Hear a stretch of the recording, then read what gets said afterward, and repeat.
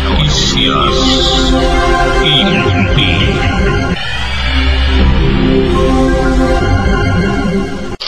Noticias Inútil. María Florencia Nodí. Directora, Carlos Calderón. Director periodístico.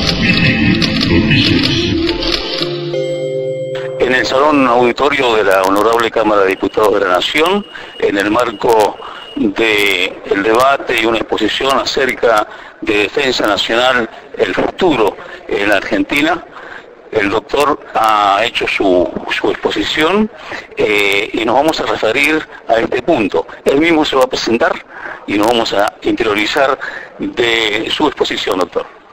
Bueno, soy el doctor Mario Kamelman, soy neurocientífico y especialista en administración sanitaria. Fui honrado con la invitación del diputado Acef, de la presidencia de la Comisión de Defensa de la Cámara de Diputados, para participar junto con el doctor Luis Clementi en esta jornada sobre defensa.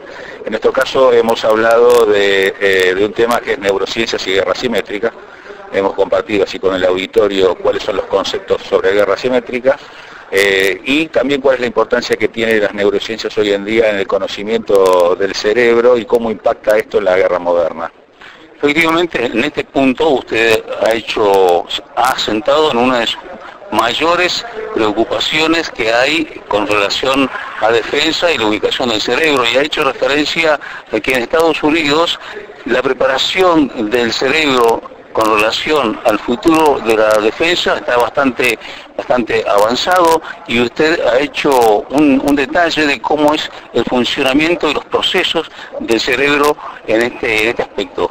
¿Podemos resumir esta exposición? Bueno, no es fácil resumir este tema, pero básicamente estuvimos explicando que el cerebro se compone de 3 computadoras simultáneas: un cerebro antiguo reptil, un cerebro emocional y un cerebro después de la corteza, que es el que tiene la inteligencia, el raciocinio y el albedrío.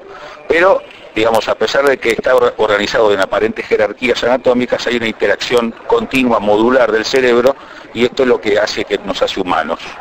Respecto, digamos, de la importancia del cerebro en el tema de la defensa, los Estados Unidos, por ejemplo, a través de su Agencia Nacional para la Defensa, que se llama DARPA, tiene privilegiado más de 4 billones de dólares para el estudio del cerebro, y esto se enmarca en una década del cerebro que ha tenido un apoyo muy importante tanto en Norteamérica como en Europa.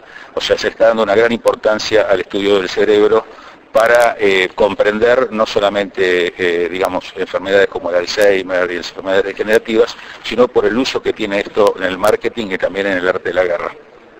Bien, usted ha hecho referencia que también aquello que solemos ver en algunas series televisivas vinculadas al hombre robot, al hombre súper inteligente en materia de defensa, no es simplemente una serie, una ciencia ficción, ya hay pasos bastante avanzados. Hay pasos muy avanzados. Ellos están buscando, en el caso de la DARPA, está buscando el guerrero perfecto, y están utilizando distintas tecnologías invasivas y no invasivas para controlar el cerebro, para digamos, manejar el miedo, por ejemplo, para poder controlar el miedo en combate, y otras prácticas, digamos, implantación de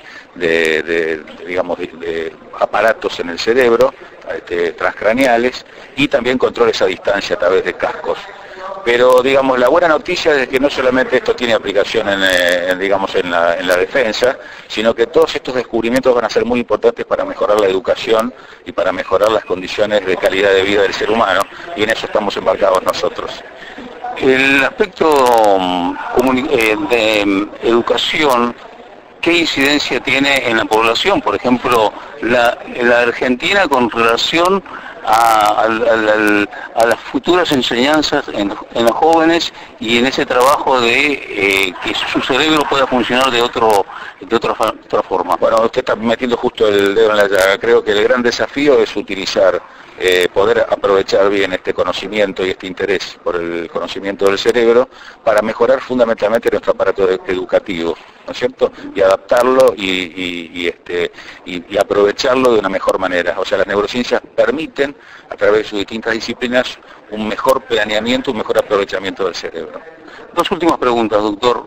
Usted hizo referencia a la presencia fuerte de las corporaciones en colocar un capital, un dinero para las investigaciones en el caso de los Estados Unidos? Hay una diferencia muy grande entre los países desarrollados y los países no desarrollados en cuanto al compromiso del capital del Estado respecto al capital privado. El 90% de investigación y desarrollo en los países desarrollados los ponen las empresas, mientras que en los países no desarrollados los pone el Estado.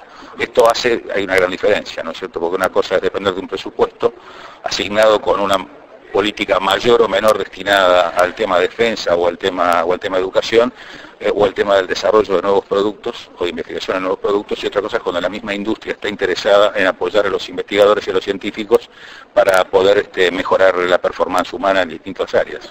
Y la última pregunta, otros expositores han hecho referencia al nivel de inteligencia que el argentino tiene en los ámbitos de las áreas específicas de seguridad, de inteligencia. ¿Cómo se condice esta situación respecto de los países desarrollados? Bueno, justamente decíamos que la gran diferencia entre nuestra concepción de defensa y los países centrales, en el caso, por ejemplo, de esta agencia del norte, ellos, digamos, no solamente aglutinan a sus 16 servicios de inteligencia, sino a sus grandes academias, academia de ingeniería, academia de medicina, de ciencias, tienen relación con las universidades y vertebran a través de un Consejo Nacional de Defensa todo el conocimiento como para poder aprovecharlo. Muchísimas gracias, doctor. A usted. Noticias Inútil. ¿Qué cerebro tenemos los humanos? Hace 300 millones de años, cuando éramos Australopithecus, teníamos un cerebro que era 1/3 del tamaño del actual. A punto de partida de la evolución, se fue generando cambios importantes, y en una concepción que MacLean llama el sistema trinario del cerebro, se fueron desarrollando 3 cerebros. Un cerebro, el más elemental de todos, que es un tubo que tiene, digamos, los sentidos más importantes de gusto, olfato y vista, y, digamos, una cierta coordinación. Eso es el cerebro reptil. Después de millones de años, y eso tiene que ver con, digamos, con los peces hasta los anfibios, viene, digamos, una segunda vuelta, un segundo cerebro, que es el cerebro límbico, el cerebro de la emoción. Y finalmente, digamos, después de 1,5 millones de años a esta parte, en donde, digamos, se genera el Homo sapiens, el Homo erectus, ahí se agrega una nueva capa, que es el neocórtex, o sea, la corteza cerebral, que es donde tenemos instalado el raciocinio, la cognición y la percepción de que tenemos una condición humana, cultural y antropológica distinta a los primates o distinta a los monos. Ahora, cuidado, que no es que los seres humanos no somos simplemente 3 computadoras superpuestas, digamos, con un orden jerárquico. O sea, hay en el cerebro una jerarquía, pero una heterarquía también. Porque finalmente lo que nos hace personas es una interconexión modular de ese cerebro entre sus 3 partes, entre nuestro cerebro reptil, nuestro cerebro instintivo, nuestro cerebro emocional, que tiene que ver inclusive con el apego, con el amor que vemos en los animales, digamos, en los mamíferos, y finalmente, digamos, el hecho del albedrío, nuestra condición inclusive de personas con un deber sagrado o con una percepción de la comunidad distinta simplemente al apego animal, que es la corteza cerebral. En los últimos 15 o 20 años aprendimos más del cerebro que en los últimos 1000 años, como en el resto de la ciencia, pero particularmente, así como Luis iba mostrando cómo los conflictos se van haciendo cada menos tiempo, esto tiene que ver no solamente con la ciencia, sino que tiene también que ver con la economía, y lo digo porque esto van a ver cómo confluye en la guerra cerebral. Así como vemos que los conflictos son cada menos cantidad de años, también los ciclos de los productos que consumimos son cada vez más cortos. Esos ciclos cada vez más cortos van generando cada vez más desocupación y más gente que queda colgada de la palmera, ¿no es cierto? Entonces, cuando los grandes cráneos piensan en sacar un producto, piensan solamente en el beneficio que va a producir, no piensan en el impacto que va a tener, por ejemplo, en los contingentes de población que se van a quedar fuera de esto. Entonces, cuando de alguna manera nos hacemos carne de lo que pasa con la propaganda, lo que pasa con la publicidad, lo que pasa con lo que nos determina la vida, nos damos cuenta hasta qué punto tenemos muy poca capacidad de albedrío. ¿Por qué?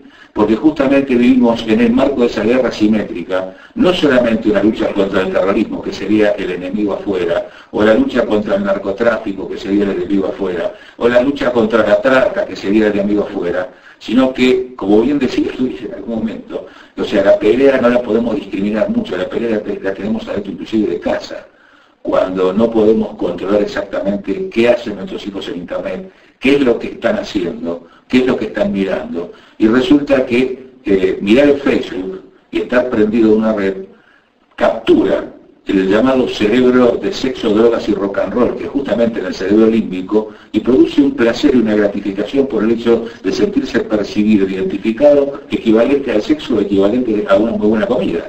O sea, la liberación de endorfinas que se produce, son unas hormonas que son parecidas al opio, resulta que la gratificación, la recompensa que sienten en este momento grandes contingentes de humanidad aparentemente muy bien comunicados, pero que realmente están en este momento esclavizados y están siendo condicionados en sus decisiones.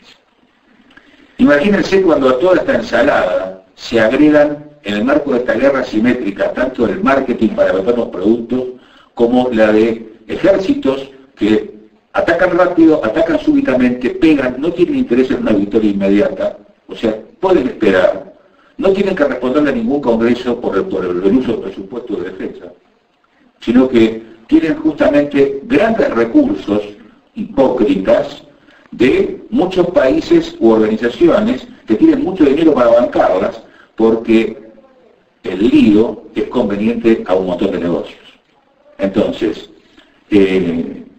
lo primero de lo primero, es muy difícil inteligir lo que es la defensa hoy, cuando por un lado con las comunicaciones sabemos perfectamente, y no hace falta estar por ahí en un servicio de inteligencia, con la llegada de Internet y la desclasificación de un montón de documentos y la penetración justamente a través, digamos, de distintos mecanismos en conocer la información, sin necesidad por ahí de ser un especialista que permite clasificarla mejor, hay un acceso a la información. Hoy sabemos, por ejemplo, de que, como dice Naomi Klein, hay un shock del capitalismo del desastre, y muchas veces el desastre está al servicio de un negocio.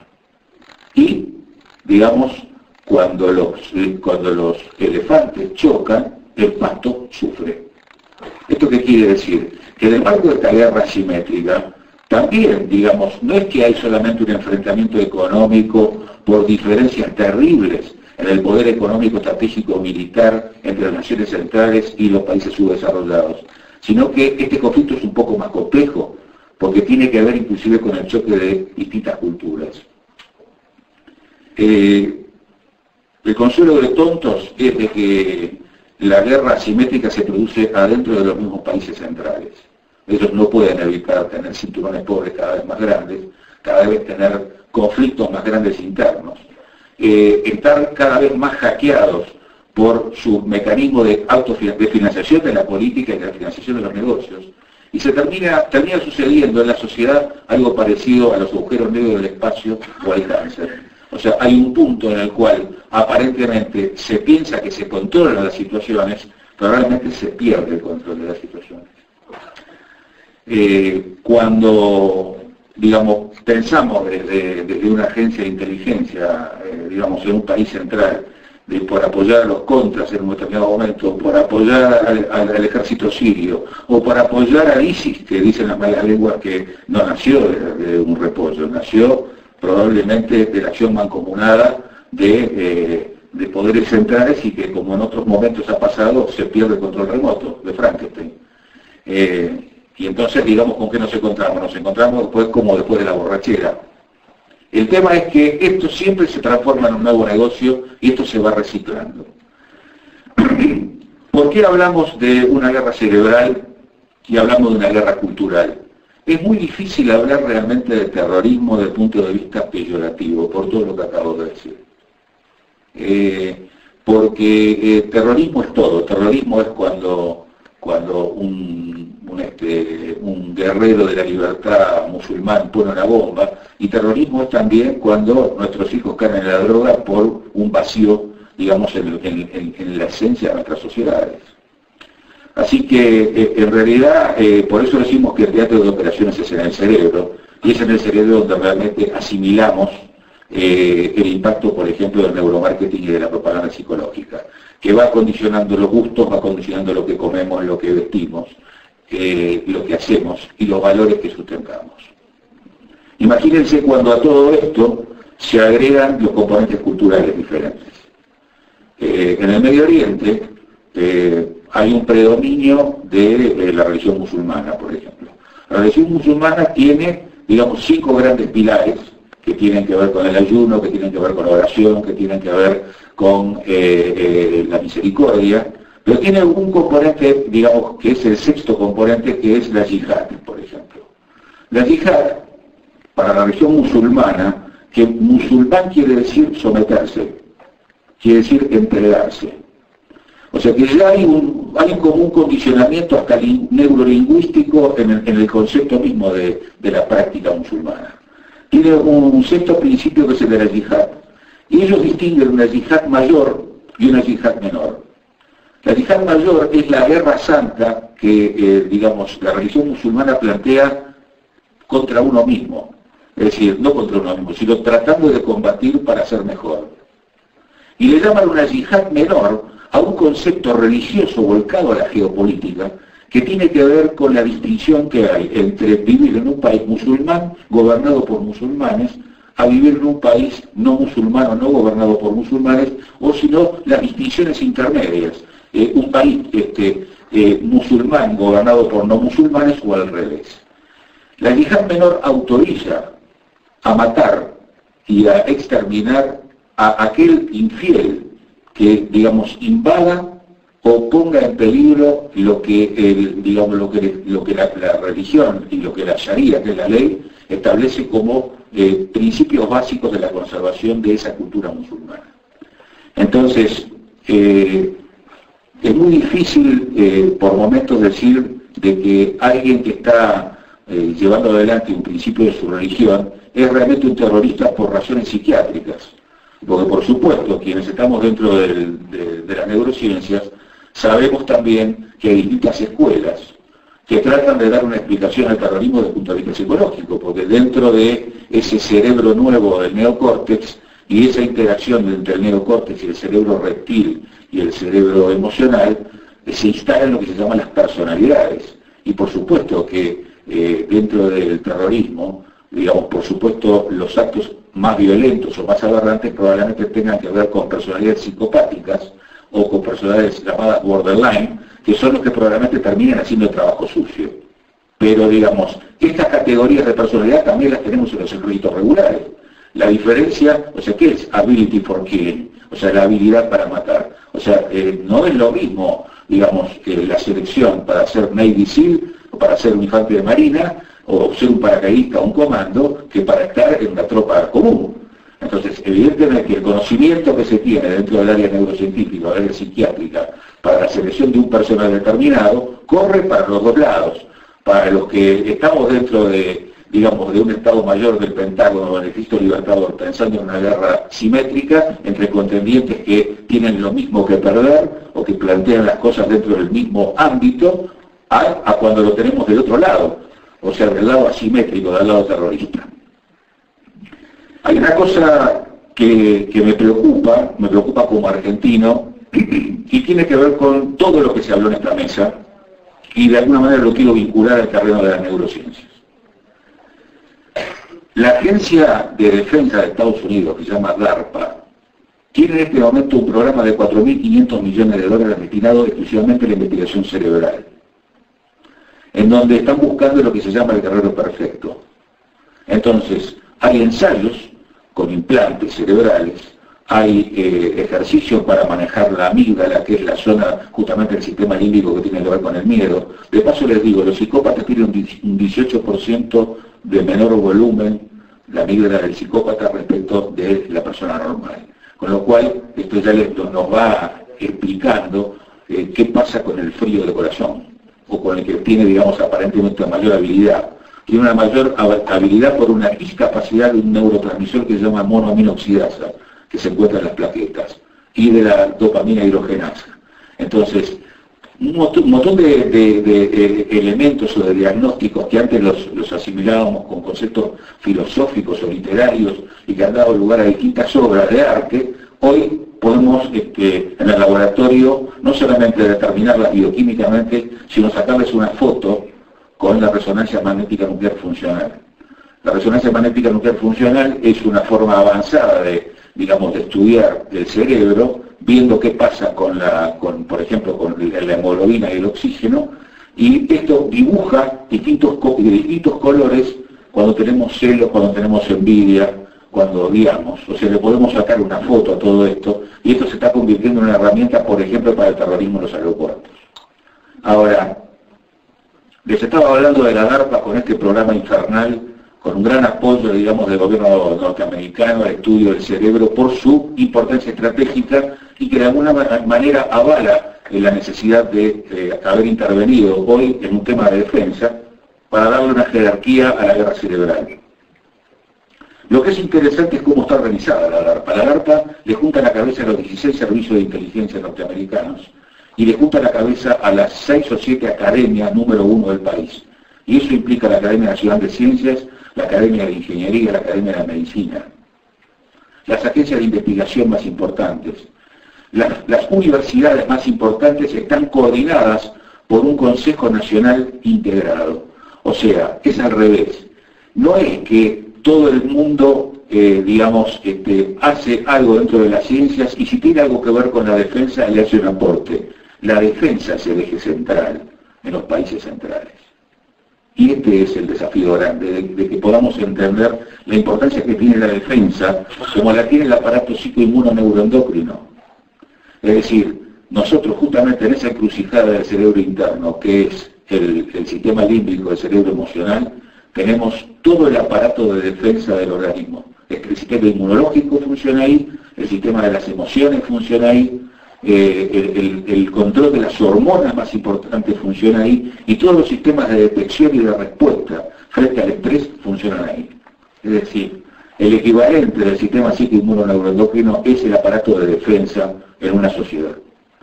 Ese aparato de defensa tiene una función de integración de todo el conocimiento para ponerlo al servicio del poder nacional. Me gustaría, si puedo dejar algo después de lo rico de todos los que me precedieron, es darle la importancia a la defensa desde el punto de vista del conocimiento, de lo que se llama el knowledge management, o sea, la gerencia del conocimiento. En la medida que la defensa se convierta en un norte para nosotros, vamos a tener aparte otro destino, no el destino que tenemos hoy, en donde la investigación y el desarrollo lo tiene que bancar solamente el Estado, cuando en los países centrales el 90% de ID más innovación viene de las corporaciones. Por eso es que las corporaciones tienen un peso muy importante, digamos, en los sistemas de defensa, porque justamente determinan el complejo industrial militar que tienen y aparte lo bancan. Y, digamos, al estar preocupados por generar investigación, a la vez, digamos, generan en una cascada el desarrollo de su propia industria. Por supuesto, por todo lo que dije precedentemente, no se puede evitar, por las imperfecciones que tiene el capitalismo tardío y por los problemas que suceden como consecuencia de justamente esos ciclos tan ultracortos de productos, no pueden evitar el desorden, la entropía que produce, digamos, grandes contingentes de personas que se quedan sin trabajo. Pero bueno, ese es el gran desafío. En la construcción de ese cerebro pasaron muchos millones de años. Realmente la organización final para la destructividad organizada recién se organizó en los últimos 40.000. En los últimos 40.000 años, y es que le hemos agregado, digamos, el cerebro cortical y la discriminación al cerebro reptil, que es propio justamente, por ejemplo, del terrorista. El cerebro reptil se caracteriza por la jerarquía, se caracteriza por la reiteración, la repetición, todo eso que vemos hasta en las películas relacionados con la personalidad o la disposición que tiene el terrorista. Para poder superar, digamos, esto tenemos que dar un salto cualitativo, porque cuando se formó el neocórtex se hizo tan rápido respecto del cerebro reptil, del cerebro emocional, que digamos, quedó como descompensado. Y eso es un poco la explicación de por qué se puede ser muy inteligente para generar situaciones nuevas, pero no tener un aparato emocional adecuado para poder acompañarlo de decisiones integrales, en donde pensemos en todo, no solamente en lo que es inteligente, sino en lo que significa la consecuencia de nuestras aparentes decisiones inteligentes.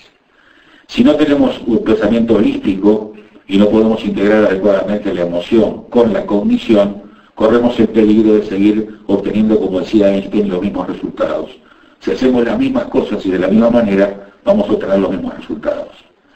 Entonces, me gustaría que queden de este coloquio, me gustaría que hagan preguntas, porque digamos el estrés postraumático como epílogo de esta charla lo tenemos todos. Lo tenemos los que han sufrido, digamos, el 11S, los que han sufrido atentados terroristas, pero tenemos el estrés postraumático continuo también por el tipo de sociedad que hemos sabido construir. Entonces, por un lado tenemos que compensar esa disrupción, ese no equilibrio evolutivo todavía entre el cerebro inteligente y el cerebro emocional, y por otro lado, desde el punto de vista de tomar buenas decisiones respecto a nuestro aparato de defensa, pensar de que la defensa nacional debería ser la vertebración de todo el aparato productivo del país, y no al revés. Muchas gracias.